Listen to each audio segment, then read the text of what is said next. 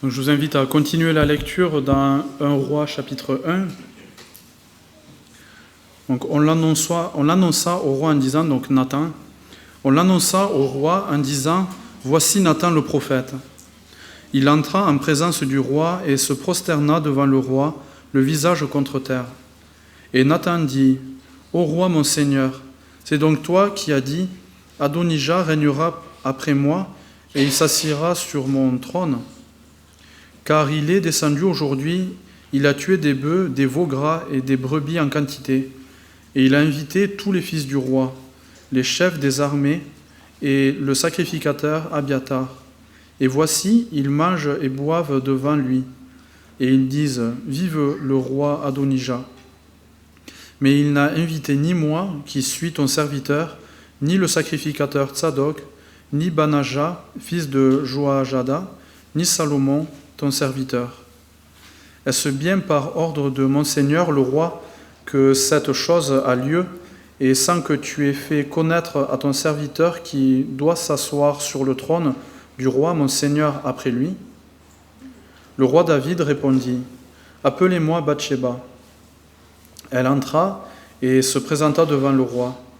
Et le roi jura et dit, l'Éternel qui m'a délivré de toutes les détresses est vivant, ainsi que je te l'ai juré par l'Éternel, le Dieu d'Israël, en disant, Salomon, ton fils, régnera après moi, et il s'assiera sur mon trône à ma place, ainsi ferai-je aujourd'hui.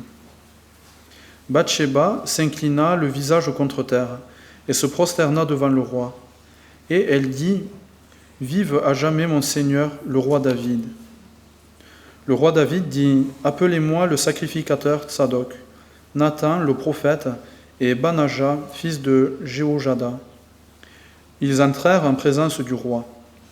Et le roi leur dit, prenez avec vous les serviteurs de votre maître. Faites monter Salomon, mon fils, sur ma mule, et faites-le descendre à Guillon.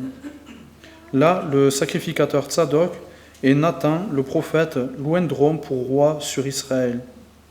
Vous sonnerez de la trompette et vous direz, vive le roi Salomon. Vous monterez après lui, il viendra s'asseoir sur mon trône, et il régnera à ma place. C'est lui qui, par mon ordre, sera chef d'Israël et de Juda.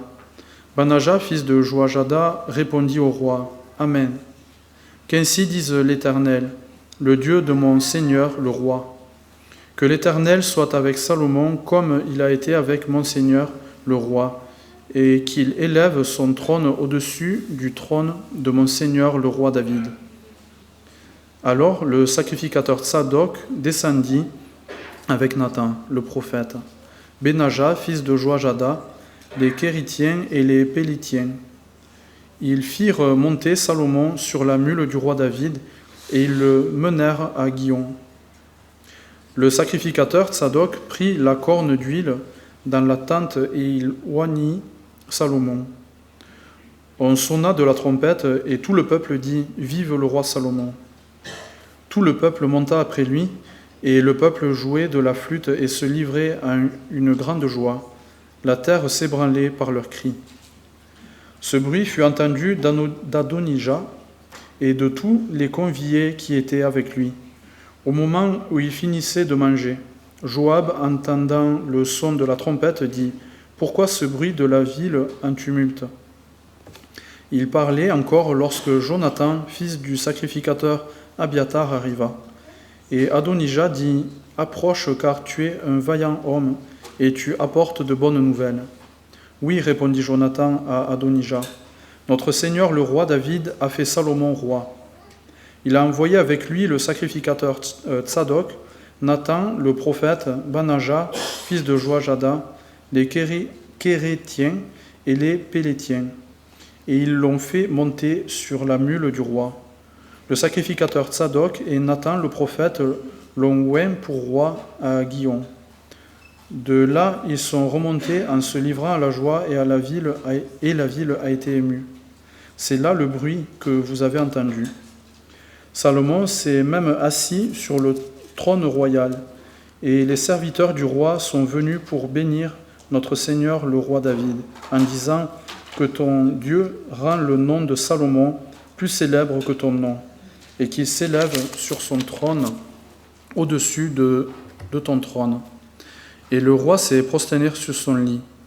Voici encore ce qu'a dit le roi. Béni soit l'Éternel, le Dieu d'Israël, qui m'a donné aujourd'hui un successeur sur mon trône, et qui m'a permis de le voir. Tous les conviés d'Adonija furent saisis d'épouvante.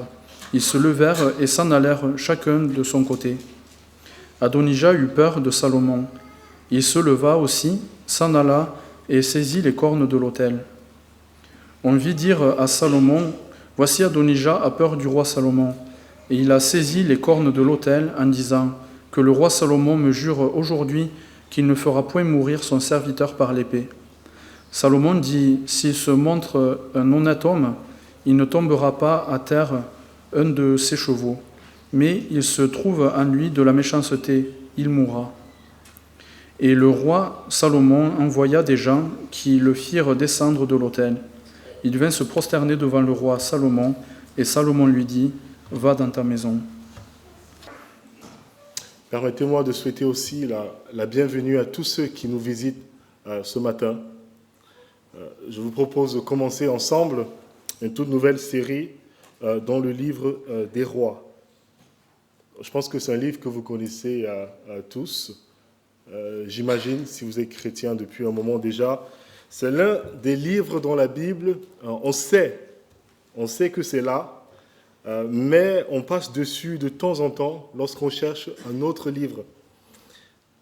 On n'a pas toujours le courage de vraiment s'arrêter et de plonger le regard dedans pour vraiment le lire. C'est un peu, si vous voulez, comme une vieille boîte à photos dans le grenier à la maison. On sait qu'il y a des choses intéressantes, importantes là-dedans, mais c'est rempli de poussière. C'est rempli de poussière. Quand on voit un livre qui date de 2500 ans, avec plein de noms difficiles, vous avez entendu quand Samuel lisait, c'est pas facile à prononcer. On ne voit pas forcément en quoi est-ce que ça pourrait être intéressant pour nous aujourd'hui. Mais ce que j'aimerais partager avec vous dans cette série, c'est que le livre des rois, c'est un peu l'histoire de notre quête de stabilité. On cherche tous, consciemment ou non, un pilote dans l'avion. On cherche tous quelqu'un qui va prendre les choses en main. Si seulement j'avais le bon patron, si seulement j'avais le bon président, le bon conjoint, le bon parent, tout irait bien dans ma vie. Consciemment ou non, on le pense. On cherche tous quelqu'un qui va enfin mettre de l'ordre dans le chaos de nos vies, quelqu'un qui va nous apporter une paix qui dure. Et c'est justement ce qu'on voit dans le livre des rois. On a une succession de prétendants. Un roi arrive, on espère, on attend, et puis il meurt. Un autre prend sa place, on espère encore, et finalement on est déçu. La grande histoire ici, ce qu'on va voir, c'est que c'est l'histoire d'un peuple qui attend le vrai roi, celui qui ne faillira jamais. Mais avant de rentrer dans le vif du sujet, on va faire une sorte d'introduction générale au livre des rois pour savoir de quoi il s'agit. Donc, on va se poser 4 questions pour bien comprendre ce que c'est. D'abord, première question, c'est quoi le livre des rois? Vous avez remarqué que je dis le livre des rois, pas les livres. Parce que dans notre Bible, on en a 2. On a un roi et puis on a 2 rois. À la base, en fait, c'est le même livre. C'est un seul et même livre. Alors pourquoi est-ce qu'on en a 2 séparés dans notre Bible? En fait, c'est pour une raison toute bête, très pratique. C'est qu'à l'époque, il n'y avait pas de livres comme nous aujourd'hui. Aujourd'hui, on peut avoir des livres quand même assez épais, qui sont bien reliés. À l'époque, on écrivait sur du papyrus et qu'on mettait en rouleau. En fait, il se trouve que le livre des rois était tellement long, tellement intéressant, tellement gros, qu'on ne pouvait pas mettre tout simplement tout dans un rouleau. Ça le rendrait trop long, trop lourd et surtout trop fragile. Donc, qu'est-ce qu'ils ont fait? Ils l'ont coupé en deux. Et aujourd'hui, on a un roi et deux rois. En fait, c'est la même chose pour 1 et 2 Chroniques, pour 1 et 2 Samuel aussi. À la base, c'est un seul et même livre. Mais ce qui est intéressant, c'est où est-ce que le livre des rois se trouve dans la Bible. Dans notre Bible, on a l'habitude de diviser l'Ancien Testament en 4 parties. Si vous avez une bonne Bible protestante avec vous, si vous regardez les premières pages ou peut-être les dernières, il y a de fortes chances qu'il y ait un tableau qui vous dise que l'Ancien Testament est coupé en 4 parties. Vous avez d'abord ce qu'on appelle le Pentateuque. C'est les 5 premiers livres de la Bible, de la Genèse au Deutéronome, les livres de Moïse. Ensuite, vous avez ce qu'on appelle les livres historiques. Les livres historiques, Juges, Samuel, Roi, Ruth, Esther, etc. Après, vous avez les livres poétiques, ou les livres de sagesse. L'Ecclésiaste, les psaumes, les cantiques des cantiques. Et à la fin, vous avez les prophètes. Donc, ces noms que vous connaissez, Ésaïe, Ézéchiel et autres, c'est propre, c'est bien rangé, et ça nous aide à nous retrouver. Mais à l'époque de Jésus, les Juifs, ils ne lisaient pas l'Ancien Testament. Déjà parce qu'il n'y avait pas le Nouveau Testament. Ils lisaient ce qu'on appelle le Tanakh. En fait, le Tanakh, c'était les mêmes livres que nous avons dans l'Ancien Testament aujourd'hui, mais dans un ordre légèrement différent. C'était classé de manière différente. Il n'y avait pas 4 parties, mais il y en avait 3. Vous aviez d'abord la Torah, c'est le T de Tanakh. La Torah, qui sont les livres de Moïse, c'est le Pentateuque, c'est les 5 premiers livres de la Bible. Ensuite, vous avez une deuxième partie qu'on appelait les Nevi'im. Ça vient de Navi, qui signifie prophète, Nevi'im au pluriel, les prophètes. Et donc, c'est ces noms que vous connaissez, les prophètes. Et puis, vous aviez les Ketuvim, c'est le K de Tanakh. Les Ketuvim, qui sont les écrits, donc comme les psaumes et tous les autres livres de l'Ancien Testament. Alors, on sait que c'est comme ça que Jésus lisait l'Ancien Testament. Il lisait le Tanakh, parce que lui-même, il le dit, après la résurrection, je ne sais pas si vous vous souvenez, lorsqu'il apparaît à ses disciples, en Luc 22, il leur dit « C'est là ce que je vous disais lorsque j'étais encore avec vous, qu'il fallait que s'accomplisse tout ce qui est écrit de moi dans la loi de Moïse, c'est le Pentateuque, dans les prophètes, les Nevi'im, et dans les psaumes, les Ketuvim. » C'était exactement le Tanakh qu'ils avaient l'habitude de lire à l'époque. Alors, pourquoi est-ce que je dois vous parler de ça? Est-ce que c'est tellement important? Ces techniques, est-ce que vous avez besoin de ça ce matin? Je pense que oui, c'est important de le mentionner. Pourquoi?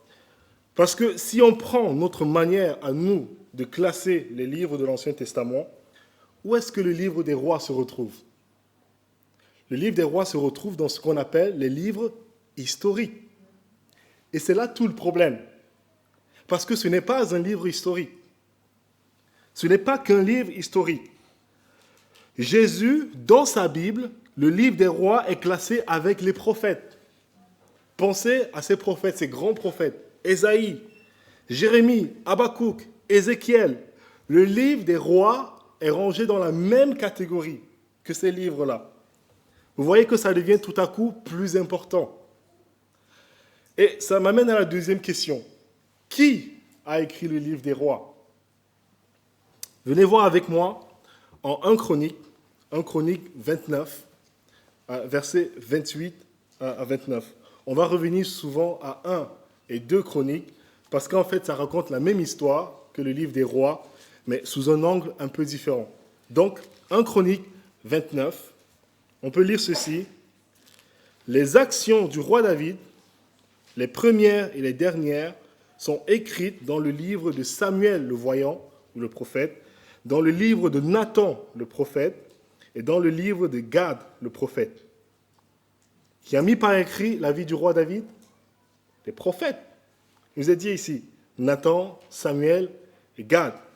Et si vous allez plus loin, dans 2 Chroniques 9, cette fois-ci, il ne s'agit plus de David, il s'agit de son fils Salomon. Et on nous dit encore que le reste des actes de Salomon sont consignés dans les écrits du prophète Nathan, ainsi que d'autres prophètes. En fait, c'est la même chose pour tous les rois d'Israël. C'est les prophètes plusieurs prophètes qui écrivent la vie des rois d'Israël, notamment le livre des rois. Ça veut dire quoi? Ça veut dire que ce que vous allez lire dans ce livre, ce n'est pas un documentaire sur la vie des rois de l'époque. Ce n'est pas un documentaire politique. C'est un message de la part de Dieu.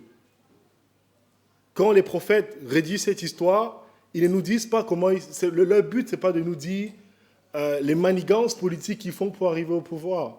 Le but, c'est de nous dire qu'est-ce que Dieu pense de leur manière de vivre. Et qu'est-ce que vous pouvez apprendre de cela. C'est un message de la part de Dieu pour nous. Et pour comprendre quel est ce message, il faut qu'on se pose la troisième question. Donc on a vu qu'est-ce que le livre des rois, qui l'a écrit maintenant, quand est-ce que cela a été écrit?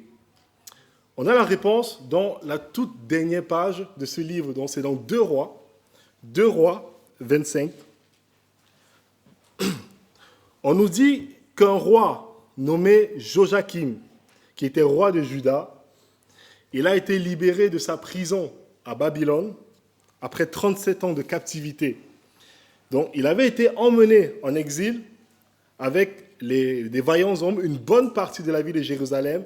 On nous dit que c'était à peu près 10 000 hommes, tous des dirigeants, des dignitaires, des hommes vaillants. C'est l'équivalent d'une ville comme Limoux, par exemple. Tous emmenés comme prisonniers à Babylone. Donc, on nous dit qu'il est libéré par le roi Évil-Mérodach, qui est devenu roi de Babylone. Et c'est pendant la première année de son règne qu'il a libéré Joachim. Du coup, on sait exactement quand c'est arrivé. Parce que les archéologues nous disent quand ce roi Évil-Mérodach est devenu roi de Babylone. Et il se trouve que c'était en 562 avant Jésus-Christ. Et c'est la toute dernière chose qui est mentionnée dans le livre des rois. Donc, Joachim, roi de Juda, a été libéré. Et les autres juifs, on ne nous dit rien, qui sont en captivité. Qu'est-ce qui s'est passé? Le livre ne nous dit rien. Et pourtant, on sait que dans l'histoire, il y a eu ce qu'on appelle l'édit du roi Cyrus qui autorise le retour des Juifs exilés à Jérusalem. C'est un événement important pour les Juifs. Mais le livre ne dit rien. Rien à ce sujet. Alors, imaginez que vous écrivez votre histoire qui s'est déroulée dans les années 1947-1948. Alors, quand vous racontez votre histoire dans un livre, il y a un événement que vous n'allez pas rater. C'est lequel? La Seconde Guerre mondiale. Pourquoi? C'est un événement tellement énorme, tellement important, que vous ne pouvez pas raconter votre histoire sans en parler. Tout le monde est au courant de ce qui s'est passé. En fait, pour les Juifs, c'est la même chose. La Seconde Guerre mondiale, c'est un peu l'équivalent de l'édit de Cyrus qui autorise les exilés à rentrer à Jérusalem. C'est un événement tellement énorme qu'il est impensable que le livre des rois ait été écrit après, sans en parler. Ce n'est pas possible. Donc, conclusion, très certainement, le livre des rois a été compilé, terminé, pendant l'exil à Babylone. Et ça, c'est une information cruciale pour nous ce matin, pour répondre à la dernière question, c'est-à-dire pourquoi le livre des rois a été écrit. Mettons-nous un peu dans la peau d'un juif exilé à Babylone, prisonnier loin de sa patrie. Dieu a fait des promesses au roi David. Il lui a promis que son trône sera affermi pour toujours. Mais la ville de Jérusalem et son temple est en cendres, complètement détruits. Loin de la patrie, plus le moindre descendant de David sur le trône, tous faits prisonniers et déportés. Est-ce que Dieu a échoué? Est-ce qu'il est incapable de tenir ses promesses faites à son peuple? Où est-ce que Dieu est quand le peuple souffre? Voilà le genre de questions que les Juifs à l'époque pouvaient se poser, à ce moment-là où ce livre a été écrit. Et donc, le livre des rois a pour objectif de répondre, d'apporter des réponses à ces questions-là, de donner une espérance au peuple de Dieu en exil, et donc qui, malgré les circonstances, peuvent continuer de croire dans la souveraineté de Dieu. Mais il faut savoir que nous sommes dans la même situation que ces Juifs. Nous sommes dans la même situation. Le Nouveau Testament dit par exemple que nous sommes des étrangers sur la terre. Nous sommes en exil.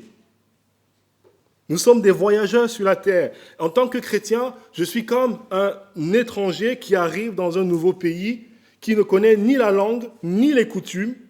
Et les gens du pays eux-mêmes, ils n'arrivent pas à me comprendre.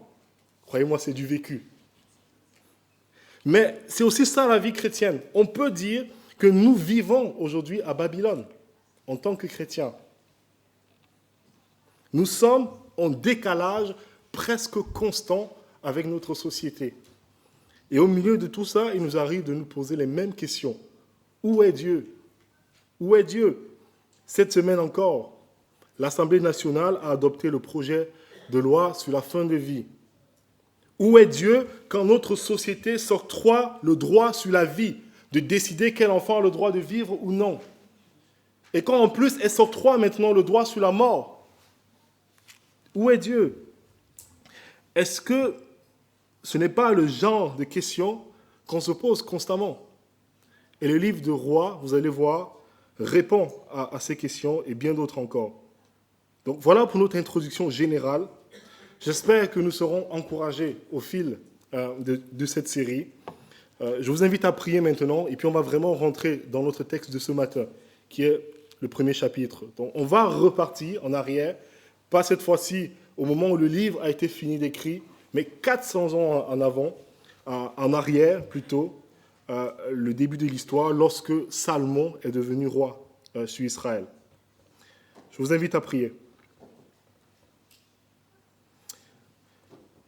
Seigneur, nous comprenons la situation de ces Juifs déportés, loin de chez eux. Et Seigneur, c'est vraiment une image de ce que nous sommes. Parfois, nous nous sentons perdus dans ce monde, tellement nous parlons un langage complètement différent, le langage de la sainteté. C'est un combat pour nous, Seigneur, tant de questions qui n'ont pas de réponse, mais nous comptons sur ta grandeur et ta souveraineté pour nous conduire lorsque nous ne comprenons pas. Ouvre notre entendement, Seigneur, à travers ta parole. Prends-nous par la main, guide-nous et rends-nous semblables à Jésus-Christ qui, lui, a obéi jusqu'à la mort de la croix. Oui, Seigneur, donne-nous des oreilles pour écouter, donne-nous un cœur pour te ressembler et surtout purifie chaque parole de ma bouche. Au nom de Jésus-Christ. Amen. Alors, nous aurons 3 points ce matin. D'abord, nous allons voir que Dieu a un plan. Dieu a un plan. Voici le grand roi David qui est au terme de sa vie, l'homme qui a vaincu le géant Goliath, l'auteur du livre des psaumes, l'homme selon le cœur de Dieu. Il est sur le point de mourir. Il a 70 ans. Ce n'est rien comparé aux aînés de notre Église. Ce n'est rien comparé à des gens comme René ou Tony.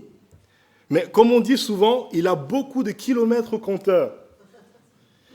Si vous connaissez la vie de David, vous savez qu'il a été un roi guerrier. Il a survécu à un coup d'État de son propre fils, Absalom, qui voulait sa mort. Il a fui une grande partie de sa vie dans le désert. Il a mené des centaines de batailles. Et maintenant, on le voit vieux, usé. C'est le verset 1. Le roi David était vieux, avancé en âge. On le couvrait de vêtements et il ne pouvait se réchauffer. David est dans son lit et malgré les multiples couvertures, son corps ne produit pas assez de chaleur pour le réchauffer. Et c'est pourquoi ses serviteurs lui proposent un plan assez bizarre. Vous l'avez compris, un plan qui, au final, ne va faire que souligner encore plus l'état pathétique dans lequel David se trouve. Vous allez voir. Alors, c'est quoi ce plan? Ils lui disent, organisant un concours de Miss Israël. On va trouver la fille la plus belle du pays. Elle va venir et elle va se coucher avec toi et on verra bien si elle ne te réchauffe pas un peu. C'est quoi ce plan? Certainement, c'est quelque chose de bizarre pour nous aujourd'hui. Mais apparemment, c'était quelque chose de tout à fait normal parmi les rois du Proche-Orient ancien. Et vous avez raison de douter. Il ne s'agit pas ici d'un système de chauffage portatif, naturel. Non, ce n'est pas le but. En fait, c'était une sorte de test de virilité. Et donc, Abishag, la top modèle, est choisie. Son objectif, réchauffer le sang de David. Et si même elle n'arrive pas à le réchauffer un peu, c'est clair que David sera déclaré comme impuissant sexuellement et donc incapable de régner. Ça a l'air d'être un petit détail. On ne le voit pas forcément à travers les lignes, jusqu'à ce que l'auteur insiste pour qu'on comprenne bien de quoi il s'agit. C'est le verset 4. Il nous dit « Cette jeune fille était fort belle. » C'était une top modèle. Elle soigna le roi et le servit. Elle était tout près de lui pendant tout ce temps, mais le roi ne la connut point. Ne pensez pas que c'est une remarque sur la bonne moralité de David ici. Non. À ce niveau-là, ce n'était pas du tout un exemple. On sait que David, il avait au moins 8 femmes à ce moment-là. C'était n'importe quoi. En fait, ici, c'est une information sur son état de santé physique. S'il n'a pas eu de relation intime avec cette jeune fille, ce n'est pas parce qu'il ne voulait pas, c'est simplement parce qu'il ne pouvait pas. Il était vraiment vieux, âgé, usé, fatigué. C'est comme ça que les gens, en tout cas, l'auraient compris à l'époque. Donc ici, on sent David usé, déconnecté des affaires du royaume, comme si ça ne le concernait plus. David expérimente ce que son fils Salomon dit plus tard, dans l'Ecclésiaste, certainement, il a vu chez son père. Il dit, « Mais souviens-toi de ton Créateur pendant les jours de ta jeunesse, avant que les jours mauvais arrivent et que les années s'approchent, où tu diras, je n'y prends point de plaisir. » Il a vu chez son papa. Avant que s'obscurcissent le soleil et la lumière, la lune et les étoiles, et que les nuages reviennent après la pluie, car l'homme s'en va vers sa demeure éternelle et les pleureurs parcourent les rues. Vanité des vanités, tout est vanité, dit l'Ecclésiaste, tout part en fumée chez David. Et c'est vrai que nous ne souffrons pas forcément de vieillesse ou de maladie, comme David ici, mais est-ce qu'il ne nous arrive pas souvent de dire « je ne prends point de plaisir à la vie » ? Est-ce que ce matin, vous vous sentez usé, peut-être fatigué? Tout ce que vous faites, tant d'efforts, les problèmes sont toujours là. Dans la famille, au travail, des problèmes financiers, votre vie chrétienne, vous aimeriez vous sentir épanoui dans votre vie chrétienne, mais vous faites du surplace pendant des années, depuis des années. Comme dit l'Ecclésiaste, les nuages reviennent sans cesse après la pluie. On ne voit plus que ce qui est négatif. On devient froid. On se retire de la communion fraternelle. Qu'est-ce qui nous met dans cet état-là? Réfléchissons un peu. Pourquoi nous arrivons à cet état-là? Je crois que le problème, c'est qu'on oublie que Dieu a un plan. En tout cas, c'est très clair ici, dans la vie de David. Il a oublié. Il a oublié que Dieu a fait une promesse. Il a un plan très heureux qui est en marche, mais David ne s'en souvient plus. C'est le verset 16, regardez. Il a tellement oublié que c'est Bathsheba, sa femme, qui vient le lui rappeler. Bathsheba s'inclina et se prosternant devant le roi, et le roi dit, « Qu'as-tu » Elle lui répondit, « Mon Seigneur, tu as juré à ta servante par l'Éternel ton Dieu en disant, « Salomon ton fils régnera après moi. Et il s'assiera sur mon trône. Et maintenant, voici, Adonijah règne, et tu ne le sais pas, ô roi, mon Seigneur. Quand on lit ce verset, on a juste l'impression que David a juste fait une promesse à sa femme préférée, en lui disant qu'après sa mort, c'est son fils à elle qui sera roi, comme ça elle aura une place de choix dans le pays. En fait, il ne s'agit pas de ça. On ne voit nulle part dans la Bible où David fait une telle promesse. Vous pourrez parcourir la vie de David. David n'a jamais fait cette promesse. Mais ce qu'on sait, en revanche, c'est que c'est Dieu qui fait cette promesse. Dieu lui-même qui fait cette promesse. Et vous allez voir que c'est bien plus grand qu'une affaire de succession sur le trône. C'est quelque chose qui touche à la vie de tout le peuple de Dieu. C'est dans 1 Chronique, chapitre 22, verset 9. C'est Dieu qui parle. Une promesse à David, il dit « Voici, il te naîtra un fils qui sera un homme de repos. » Littéralement, un homme de paix, un homme de shalom. C'est ça en hébreu, shalom. À qui je donnerai du repos, du shalom, en le délivrant de tous ses ennemis d'alentour, car Salomon, littéralement en hébreu, shalomo, qui vient de shalom, sera son nom. Et je ferai venir sur Israël la paix, le shalom et la tranquillité pendant sa vie. Ce sera lui qui bâtira une maison à mon nom. Il sera pour moi un fils, je serai pour lui un père, et j'affermirai pour toujours le trône de son royaume en Israël. Voilà ce que David avait oublié. Il avait oublié que Dieu a un plan de paix, de shalom pour son peuple.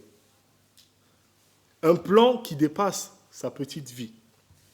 Et si David a perdu goût à la vie ici, c'est uniquement parce qu'il a arrêté de voir sa vie comme faisant partie du grand plan de Dieu. Il y a quelque chose de beaucoup plus grand que notre vie. C'est ce qu'on voit dans le passage. Est-ce que vous avez remarqué qu'en l'instant où David se souvient, on lui rappelle de la promesse que Dieu a faite, en l'instant même, il reprend goût à la vie. Il retrouve la parole, il retrouve sa vigueur, il retrouve la joie de vivre. La vie reprend un sens. C'est le verset 28. « Appelez-moi Bathsheba », elle entra, elle se présenta devant le roi, et le roi jura et dit « L'Éternel qui m'a délivré de toutes les détresses est vivant. Ainsi que je te l'ai juré par l'Éternel, le Dieu d'Israël, en disant « Salomon, ton fils, régnera après moi, et il s'assiera sur mon trône à ma place. Ainsi, je le ferai aujourd'hui. » Et il a vraiment fait le jour même. Est-ce que ce n'est pas vrai que si nous regardons nos épreuves, c'est peut-être une maladie, c'est peut-être un échec dans la vie, c'est peut-être une trahison. Est-ce que ce n'est pas vrai si nous regardons ces choses-là comme un événement isolé de la vie? Est-ce que ce n'est pas vrai qu'on peut dire que la vie n'a aucun sens? Si. Si on isole nos circonstances, si. Si je ne regarde qu'à l'instant présent, ce qui ne va pas, je vais sombrer complètement. Mais si je considère ma vie à la lumière du plan éternel de Dieu, chaque circonstance de ma vie, bon ou mauvaise, devient une note dans la grande partition de Dieu. Ça change tout. C'est ça la vie chrétienne. La vie chrétienne, c'est sans cesse se nourrir des promesses de Dieu. C'est revenir sans cesse à la parole de Dieu. Pas pour se remplir la tête, et c'est vraiment pas ce qu'on veut faire avec le livre des rois, mais c'est pour déchiffrer les notes que Dieu nous donne déjà dans la grande partition de notre vie. De voir notre vie à la lumière de son plan éternel. Et plus nous contemplons l'œuvre de Dieu dans notre vie, plus la vie devient une belle et merveilleuse symphonie qui s'étend jusqu'à l'infini, bien au-delà de notre petite vie, parce que l'auteur-compositeur, c'est l'éternel Dieu. Il ne s'agit pas de moi, il ne s'agit pas de vous. Et c'est la première chose qu'on peut apprendre ce matin, c'est que Dieu a un plan. Il a un plan. Et maintenant, on peut passer au deuxième point. Dieu a maintenant un ennemi. L'ennemi dans notre histoire, c'est Adonijah, fils de Haggith et de David. Est-ce que vous avez remarqué que Adonijah est tout le contraire de David dans notre histoire? David est résigné et vieux. Adonijah, il est jeune et ambitieux. Adonijah, lui, il est très sensible au charme de la jeune Abishag, la top modèle. David, il est complètement insensible à son charme. Il va même aller à Adonijah, au chapitre suivant, demander sa main en mariage. David n'est plus apte à régner. Adonijah, lui, veut s'emparer du royaume en disant avec orgueil, c'est le verset 5, c'est moi qui serai roi. Et quand on regarde bien, il faut reconnaître qu'il a tout pour être roi. C'est ça qui est frappant dans notre histoire. Il a tout pour être roi. Je ne sais pas si vous avez vu, il a le bon style. Il a du charisme. C'est au verset 5, on nous dit qu'il est sur un char. Il y a des cavaliers autour de lui avec 50 hommes qui courent devant lui. Est-ce que ce n'est pas beau? Il a du style, il a du charisme. Mais il a aussi le bon statut. Pourquoi? Puisqu'on nous dit au verset 6 qu'il est né après Absalom. Autrement dit, qu'il est le premier dans l'ordre de succession. Parce que Absalom était le premier fils de David, il est mort, et c'est lui maintenant qui suit, qui est l'aîné, encore vivant. Il a le bon style, ça fait roi, il a le bon statut, mais on nous dit aussi qu'il a les bons soutiens. Verset 7, il eut un entretien avec Joab, fils de Tseruja, c'est le chef des armées du pays, avec le sacrificateur Abiathar aussi, qui est le leader spirituel du peuple. Et puis, ces deux-là embrassent son parti. En fait, il a tout ce qu'il faut pour être roi. Le bon style, le bon statut et les bons soutiens. Du coup, la question naturelle qui nous vient à l'esprit, c'est pourquoi David ne le laisse pas devenir roi? Il est ambitieux. Il a réussi à entraîner tout le monde dans son projet. Pourquoi Dieu tenait absolument à ce que ce soit Salomon qui monte sur le trône? Salomon, on n'entend rien de lui. Ce n'est pas un très bon communicant. Ce n'est pas un très bon politicien, en tout cas pour l'instant. Mais souvenez-vous que le livre de Rois a été écrit par des prophètes. Le but, ce n'est pas de faire un reportage politique, mais c'est de nous montrer comment Dieu voit les choses. Et là où les hommes regardent sans cesse à l'apparence, surtout quand il s'agit de choisir des leaders, Dieu, lui, regarde au cœur. Il regarde au cœur. Et c'est ce qu'on voit dans notre passage. Il y a deux petits détails au verset 6 qui nous donnent un peu une idée sur l'attitude d'Adonijah, le type de personne qu'il était. Deux choses qu'on peut voir ici au verset 6. D'abord, on nous dit que jamais durant sa vie, son père ne lui avait fait de reproches. Ah, ça commence pas bien du tout. On ne lui a jamais rien refusé. Ça pouvait être quelqu'un de très narcissique, un enfant gâté. Tout ce qu'il veut, il le prend. Et c'est un rappel pour nous, parents, ce que Salomon va écrire plus tard dans le livre des Proverbes. Proverbe 13, verset 24, « Celui qui refuse de corriger son fils, son enfant, ne l'aime pas. Mais celui qui l'aime n'hésite pas à le corriger. » Et je sais que le monde aujourd'hui va plutôt dans l'autre sens. Et voilà le résultat. C'est la vie d'Adonijah au point où il veut s'emparer du trône de son père. Voilà le premier problème qu'on voit dans sa vie. C'était un enfant gâté. Mais surtout, deuxième détail, plus important, il est dit au verset 6 qu'Adonijah était très beau de figure. Vous comprenez maintenant pourquoi je fais exprès de ne pas être trop beau. Plus sérieusement, ce n'est pas quelque chose de mauvais d'être beau dans la Bible. L'esthétique, c'est quelque chose que Dieu aime. On le voit dans le Cantique des Cantiques. Dieu n'a pas de problème avec la beauté. c'est quelque chose même qui est célébré dans la Bible, même si aujourd'hui c'est devenu tellement superficiel que ce n'est plus du tout ça. Mais si vous connaissez bien l'histoire des rois dans la Bible, vous savez que quand on nous dit que quelqu'un est beau, ce n'est pas du tout un bon signe. Pourquoi ? Parce que cette même phrase a été utilisée pour parler de 2 rois avant lui. Écoutez bien. Il y avait un fils du nom de Saül, jeune et beau, plus beau qu'aucun des enfants d'Israël. Il est dépassé tous de la tête. Voilà les critères de beauté de l'époque. Et Saül était décrit comme ça. Et vous savez qui était Saül. Ensuite, il n'y avait pas d'homme dans tout Israël aussi renommé qu'Absalom pour sa beauté. Depuis la plante du pied jusqu'au sommet de la tête, il n'y avait point de défaut en lui. J'aimerais bien voir à quoi il ressemblait. Saül et Absalom, on sait comment ces deux ont fini. Ils ont fini par s'enfler d'orgueil et ils ont abandonné Dieu, qui les a rejetés, et ils sont allés mourir loin de sa face. C'est un refrain constant dans le livre des rois. L'homme regarde à ce qui frappe aux yeux, mais l'Éternel, lui, il regarde au cœur. Et le cœur d'Adonijah était mauvais. Et c'est ce qu'on voit dans la suite. Alors pour preuve, on voit son agissement.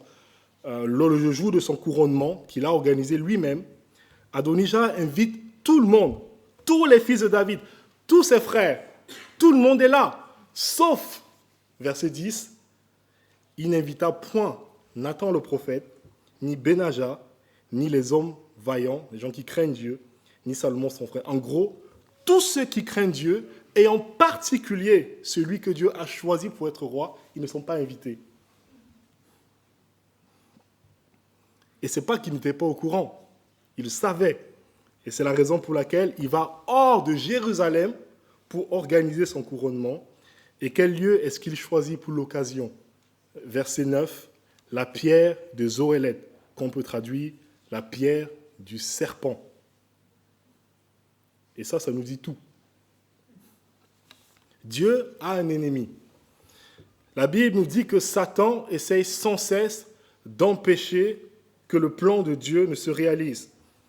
Quand on lit comme ça, on peut juste se dire, Adonijah, c'est un enfant gâté, un peu trop prétentieux, qui essaie juste de s'emparer du trône de son père. Oui, mais c'est plus que ça. Il est de ce qu'on appelle dans la Bible la lignée du serpent. C'est un anti-Dieu, un anti-Christ même, puisqu'il s'attaque au Christ, c'est-à-dire au Messie, à celui qui est oint de Dieu. C'est un anti-Christ. Dans notre histoire, celui qui est oint de Dieu, c'est Salomon. Et c'est quelque chose qu'on a tendance à oublier, parce que l'ennemi ne se présente pas souvent sous les traits d'un serpent. Il se présente en général comme un ange de lumière, très beau, comme Adonijah dans notre histoire. Pourquoi il le fait ? Parce qu'il sait ce qu'on vient de voir. Et qu'est-ce qu'on vient de voir ?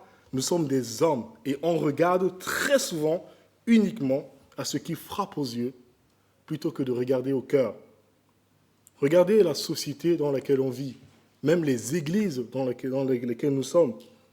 Qui sont ceux qui sont les plus valorisés en général ? C'est ceux qui ont tout à l'extérieur. Le bon travail, le bon salaire, la bonne origine, la bonne famille, etc., etc. L'homme regarde à ce qui frappe aux yeux, mais l'Éternel regarde au cœur. Ce que Dieu célèbre, il condamne. Ce que Dieu condamne, il célèbre. Satan est terriblement rusé pour nous faire croire à ces mensonges. Prenez les béatitudes, par exemple, dans la Bible. Vous connaissez les béatitudes. Heureux les pauvres en esprit, heureux les doux, heureux les humbles, heureux ceux qui pleurent, heureux les persécutés, car on les appellera enfants de Dieu. C'est les valeurs du royaume. Mais faisons un petit exercice. Essayez d'imaginer ce que ces béatitudes donneraient si on les reformulait, ces béatitudes, selon les valeurs du monde qui sont sous l'emprise du diable. À quoi est-ce que ça va ressembler ? Heureux ceux qui ont une grande estime d'eux-mêmes. Heureux les ambitieux. Heureux celui qui ne se laisse pas marcher sur les pieds, car la réussite est à lui. Heureux le fonceur, celui qui se croit meilleur, qui écarte tous les autres, qui fait passer sa carrière avant tout, car il aura ce qu'il veut, quand il veut et comme il le veut.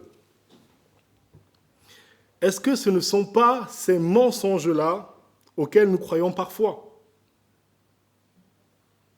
Si nous avions vécu au temps de David, combien d'entre nous ici, ce matin, auraient refusé de suivre Adonijah, le jeune, beau, ambitieux, qui a tous les soutiens? Combien d'entre nous? Combien d'entre nous auraient juste suivi Adonijah? Qu'est-ce qu'on aurait fait? On ne sait pas. C'est très difficile de se prononcer ce matin. C'est très facile de pointer du doigt souvent. Mais ce qu'on sait en revanche, c'est ce que nous on fait aujourd'hui.